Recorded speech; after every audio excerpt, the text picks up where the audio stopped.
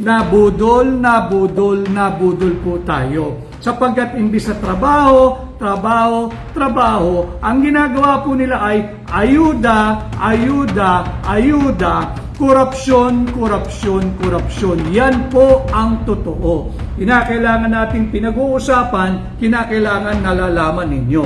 Yung mga kakasali pa lamang ay maraming salamat. At bago ho kayo mamalengke, yung iba'y nakapamalengke na at maghahanda for the long weekend. Essentially, it's a long weekend for Pasay, for Manila, and for Quezon City.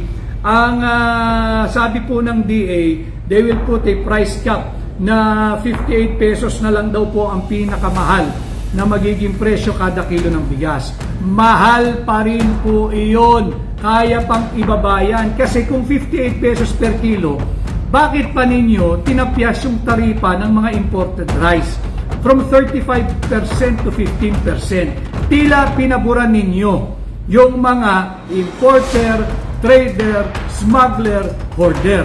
At ang pinatay po nila, walang puso talaga sa mga Pilipino to. Ang pinatay nila ay yung local rice producers, yung ating mga magsasaka.